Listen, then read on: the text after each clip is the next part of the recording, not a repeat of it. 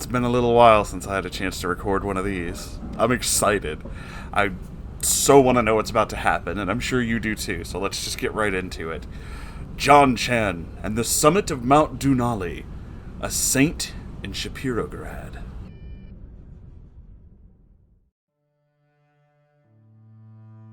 Greetings, Moonhorse and his celestial companions. Hello. It is I, your favorite lazy author wannabe, bringing you another tale that will hopefully make you laugh, cringe, or feel other emotions as well. Well, I'm excited and I enjoy it.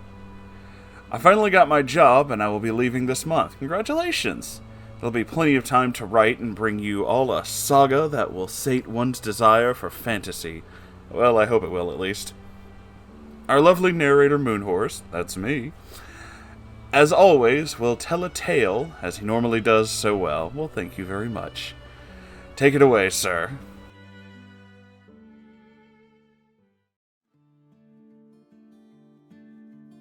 As dawn began to break, Jon-Chan awoke with a cramped neck and a stiff back.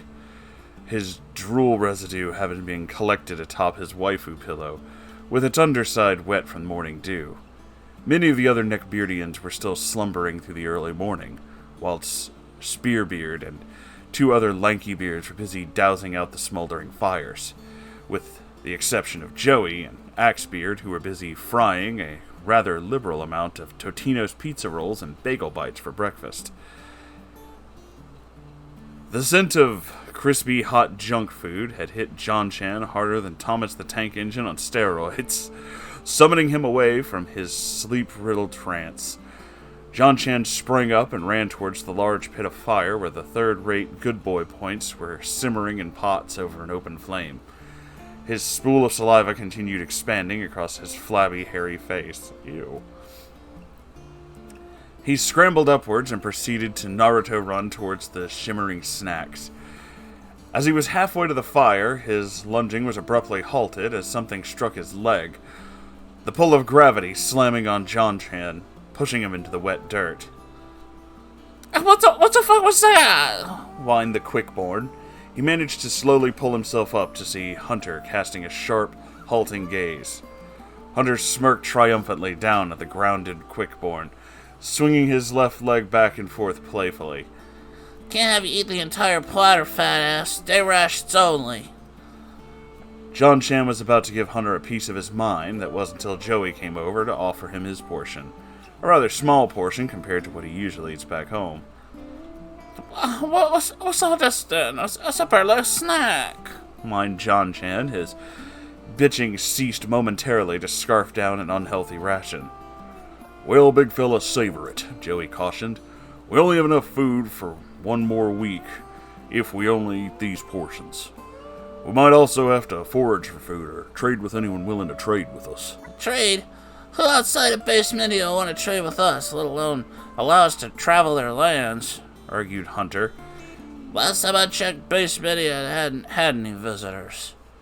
That Torpus, he's right about that, thought Jon-Chan. The Neckbeardians had few solemn allies in their defense against Chad, such as the Incel Council and the Nice Guy Legionnaires, both of which haven't been seen in hundreds of years. Hell, the world may not have even seen Neckbeardians for centuries, as far as Jon-Chan was concerned. Maybe the world has forgotten them and moved on. Well, we should at least try it. I mean, maybe the people forgot about us. Perhaps. But only if the Defiler didn't make his presence known. Unfortunately, we don't know where he went, or if he's even still alive. There was a momentary silence as the wonder of the Defiler's survival hung in the air. Jon-Chan saw white-hot anger upon Hunter's soft boyish face, and a separate gaze of worry set upon the weary Joey's. We should probably wake everybody up. Get them fed up ready. We got a long journey ahead of us. Jonathan coughed, breaking the silence. Anyway, we'll cross that food problem when we get there. Maybe we can hunt for something along the way. Joey's distress didn't vanish after hearing Jon-Chan's suggestions, but Hunter's anger had instantly transformed into a genuine cheerful smile, accompanied shortly thereafter by a childish laugh. Yeah, maybe we'll hunt for some Taco Bell along the way. Hunter said, laughing at the absurdity. A small grin tugged at the corner of Joey's mouth. Quesarito. Half an hour has passed as Joey assisted Great Axebeard and Spearbeard in divvying up the meals for everyone. The expedition had packed their equipment, with Jon-Chan, Joey, and Hunter leading them into the unknown. Turns out the problem of food was more dire than initially thought. As the expedition journeyed further down the mountainside into the forest below, within a week, one of the beards, named Michael, had run out of water as he'd forgotten to pack extra canteens. Within several days, his tongue was drier than a lonely nerd's fanfiction sunbathing in the Nevada desert. Michael grew so desperate for anything to drink that on the 5th day of their trek, he decided to absorb the dew off of the grass, but not without bumping into Joey and catching his attention first. "What in tarnation?" exclaimed the analyst. "Michael, what in the star-spangled fuck are you doing?" Michael dives into the dirt to lick the dew off the ground, repeatedly slashing and digging his tongue into the verdant wet grass. He stops momentarily, looking at his puzzled friends. His eyes go wide, as if he's about to scream. "It's dew! It tastes like dew!" screams the thirsty beard. Oh, no, duh, Michael. The grass was water.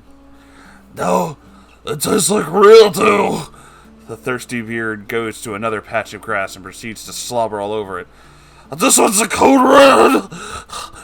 One by one, the confused beards became quite curious as to the taste of this grass that they treaded upon, and began to follow form, licking the ground.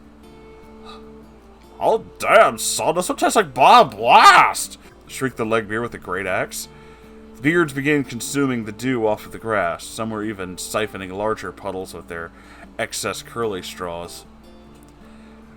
Joey looks at Hunter and Jonathan, and then back to the empty canteen on his belt. "Well, might as well get some for the road, I guess," Joey said, shrugging off any judgment from the two beards. "I doubt we'll encounter a Taco Bell on our journey anyway."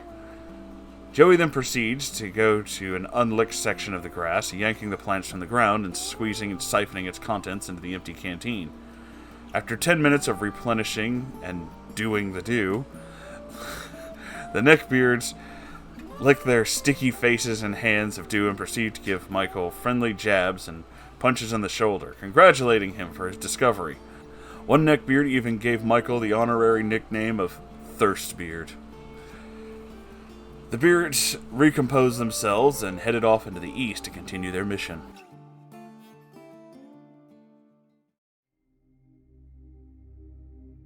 It had been more than a week of traveling through the forest that had surrounded the mountains of Basementia. The Neckbeardians had only encountered minor trouble with Karen harpies along their way through the dew-glazed forest, only sustaining a few injuries. As they recovered and continued, the Neckbeardians had been surprised to discover their waistlines have thinned and their potbellies and massive asses have been quite reduced. Even the gargantuan Jon-Chan was looking slimmer. Everyone except Joey. While despite feeling several pounds lighter, he'd struggled to shed his beer gut. Despite the newfound pride gained from their recent fitness gains, the Neckbeardians were still sluggish on their forced march. They grew more fatigued and pale as the water supplies ran dangerously low during a long 12-day march over 200 miles in the expanse of the Dew Forest.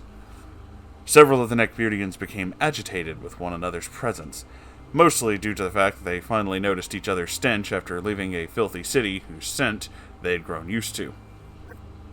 This march also birthed a more disturbing issue within Jonathan Easton Chandler.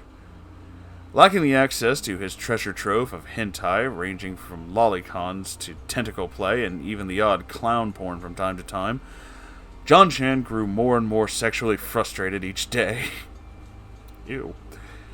He was too afraid to fap in the night, for he feared awakening his comrades or risking the attraction of a carnivorous beast with his groans that were more akin to the painful moaning of a dying camel high off of anesthetics.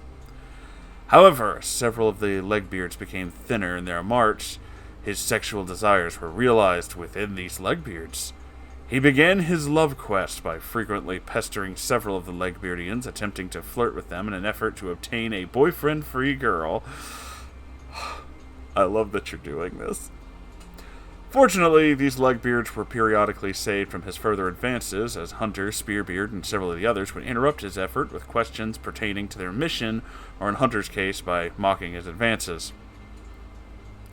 Unfortunately, whilst the night was young, the Neckbeardians were busy unpacking for camp. Cooking their last rations, organizing patrols, Jon-Chan managed to find an unaware Great Axebeard. Rebecca was sitting upon a fallen log, polishing her axe near the edge of the forest, overseeing the wide tracts of the plain to the former territories of Shapirograd. While she was painfully aware of her own awful stench, she was glad to find some refuge away from the foul-smelling beards that she traveled with. There was nothing personal against them. After all, over the course of 12 days, she grew more accustomed to their antics and even enjoyed the camaraderie. She just needed some time alone for herself to recharge her spirit. After all, it had been a very long journey. While humming to herself, she felt a warm and foul odor that stunk of combined stench of expired chicken meat, dumpster of a card game shop, and Ron Jeremy's Speedo. Ugh, gross. That stunk of the end times. She nearly leaped off the log to face the intruder, only to notice a leering Jon-Chan as she turned her head. She noticed his gaze. There was a certain hunger in his eyes, as a mere millimeter of drool trickled down his chin, only for it to disappear as he licked his lips. Fuck, I just puked. Yeah, that makes two of us. Why did you do that? Oh, my liege, how are you? Replied the Legbeard apprehensively.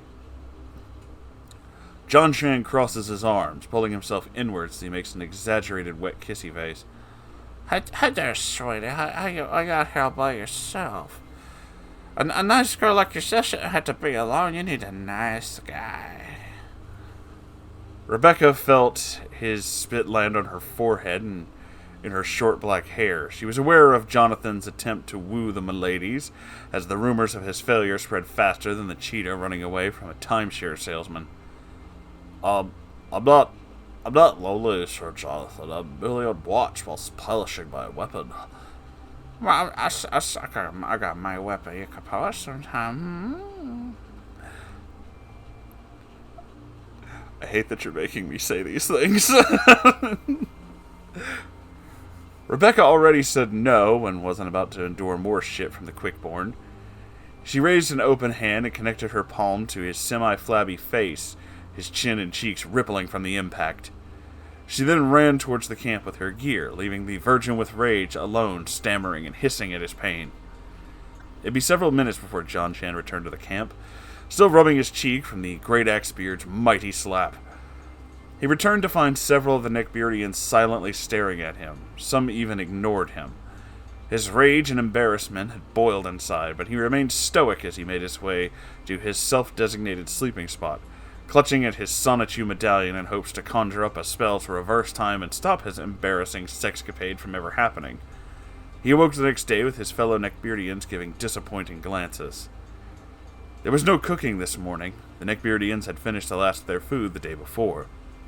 With nothing to break the fast, Jon-Chan, Joey, and Hunter collected their hungry Neckbeardians, who never in a day of their lives had ever skipped a meal. It was a rather long day of marching through the open plains of Shapirograd, with the rays of the sun beating down upon the Neckbeardians with its warm weight. The warriors were growing more red than the Kool-Aid man singing the Soviet national anthem, thus becoming more and more agitated with each step. The silence was interrupted as Hunter, who covered his armor in a thin blue blanket to prevent the metal from frying his tiny body, began to pipe up. So, Quickborn, heard you tried to get your sword polished the other day. How'd that go for you? Jon-Chan ignored the soldier's comment, but his face grimaced at the barb. His small show of annoyance sprung a mighty grin upon Hunter's face. Oh, I see, Jon-Chan. She probably only rejected you because she doesn't consider sewing needles to be weapons. Ha! A few of the Neckbeardians that were immediately trailing behind them snorted at Hunter's joke. Even Joey managed a light chuckle. Jon-Chan leaned backwards and slowly drew in the air for a moment, only to charge and tackle Hunter shortly thereafter. The fight would have been fierce had the large and mighty Jon-Chan managed to actually grapple the ever-alert and agile Hunter, who ducked underneath Jon-Chan and sent him tumbling into the dirt. Jon-Chan was about to turn and re-engage his tiny opponent, only to look up and be met with the shade of a worn but legible wooden sign. Greetings, fellow gentle sirs and miladies. You are now entering Shapirograd province, home to the intellectual who is only capable of defeating undergrad college normies with no debate skills. The mightiest of strongholds. Hunter, Joey, and Thirstbeard came to the aid of Jon-Chan, only to be distracted by the road sign. Jon-Chan grabbed the side to hoist himself back up. Well, I'll be, began Joey, only for his mind to trail off in the annals of history lessons. We're almost to Shapirograd. This is where your ancestors held off Chad while our people escaped, John. The many neckbeards and legbeards behind them halted their advance, only to bow at the utterance of John's ancestor, a paragon of a time long ago, Christine Weston Chandler. Does anyone know what happened to her? Asked Hunter. Unfortunately, no one knows. Many have assumed that she died defending our escape, but Council has only labeled her as missing in action. Joey replied to the soldier without looking back towards him, his mind thinking of context and history of their departure. We should keep moving. We'll see what we can find in the old city, said the analyst. Jon-Chan felt a tremendously knotted feeling in his chest weighing him down. He felt a sense of sadness and fear that he had experienced many times throughout his childhood, yet this feeling wasn't entirely inward. It was pulling at him, drawing him to move further and further towards the source. By all means, let's move on, Jon-Chan said, slightly shoving Hunter aside as retribution for his mockery.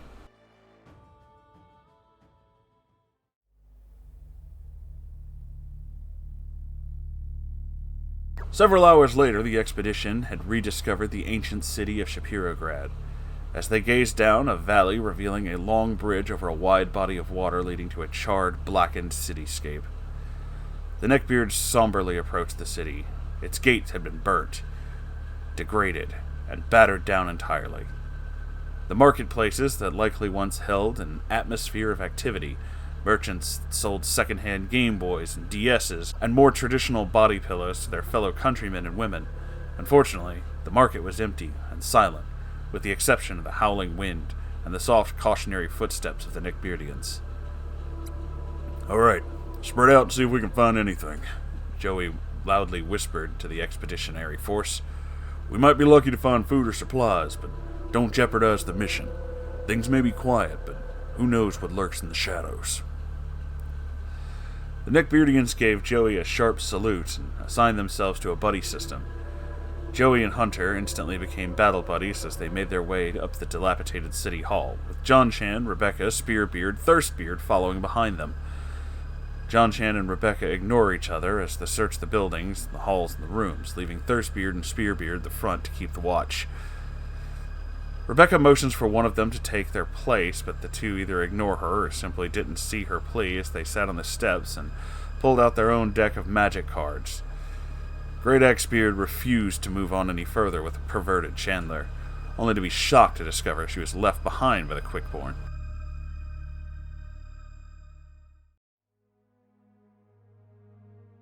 Jonathan could feel its presence getting stronger with every step, treading through the hallways, grasping for the Sonichu medallion both to comfort himself and to conjure some sort of spell of protection. After moments of roaming the hallways, he happened upon a mound of trash and tripped right into its mushy contents, emitting a loud crash. Jonathan wanted to cry. Things hadn't been going well for him recently, and his falling into the trash it didn't make anything better. Yet he felt that same childlike fear and sadness more strongly than ever before. He felt a rapid wave of entropy encase his body, his temperature fluctuating between hot and cold, cold to hot. Something animalistic grew within him. As he began to dig and scrape through the mud and trash with his bare hands, in his rummaging he found it.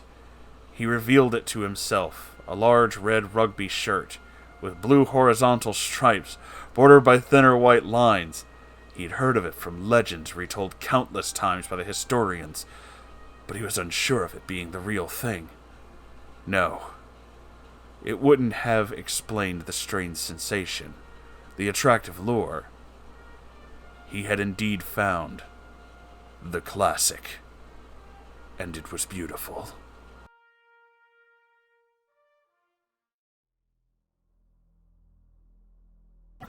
Jon-Chan's wonder had been interrupted by a loud shouting from the hall. Alert! Ah! There was little time. Jon-Chan quickly stuffed the dirty relic into his rucksack and proceeded to run down the hallway.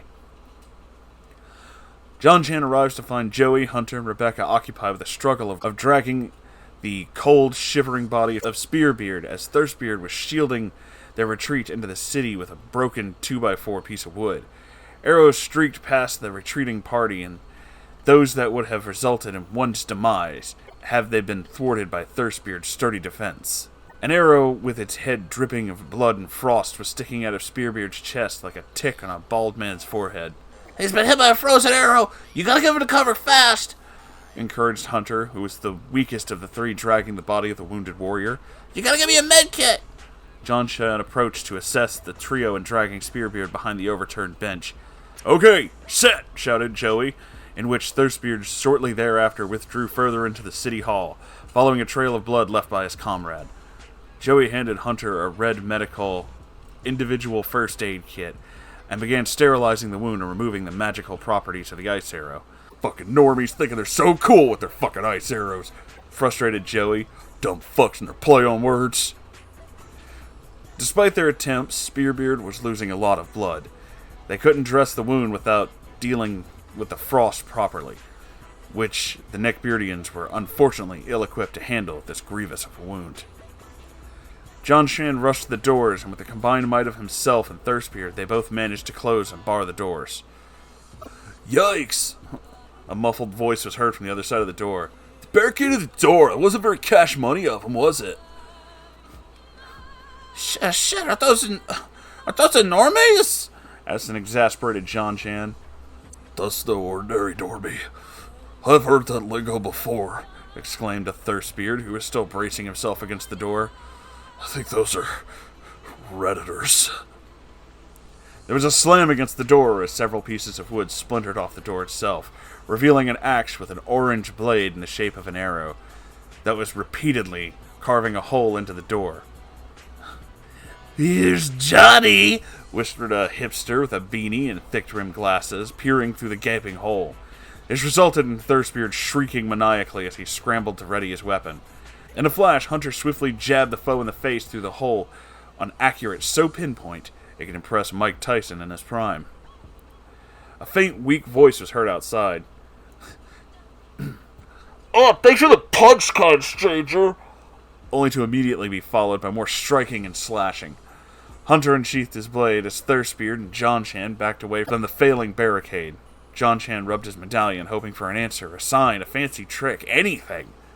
The striking of metal against rotted wood and incoherent screaming outside the doorway grew more and more numerous and intense with each passing second.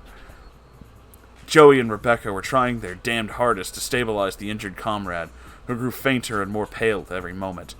Jon-Chan rubbed the medallion and shouted at it and shook it, yet nothing happened. The holes kept expanding, revealing silhouettes of a mob of hipsters equipped with orange or blue weapons. The warriors inside anticipated their foe's final assault, as well as their final stand. However, clanging of metals and the dropping of bodies could be heard, or partially seen from outside the door. There was an audible silence.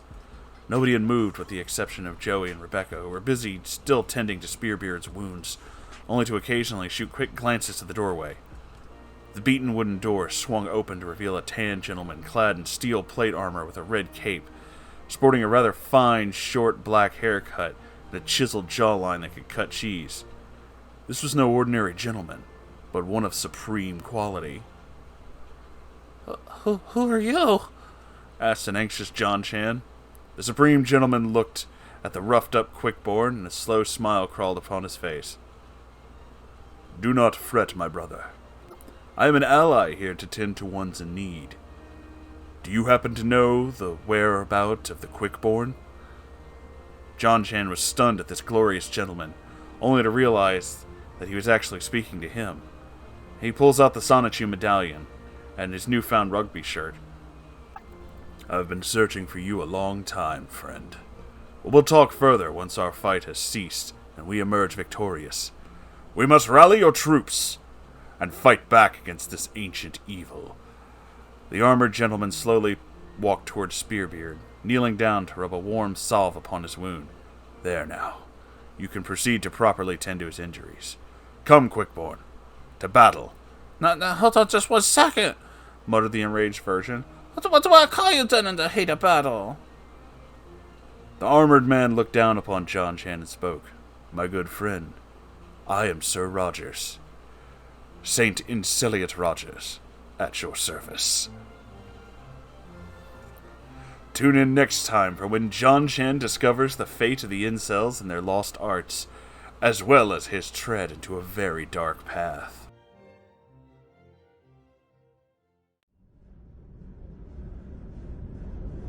Every single one of these makes me so happy. It's like being a part of a fucking radio play. I love this. Holy shit, dude. I love this so much.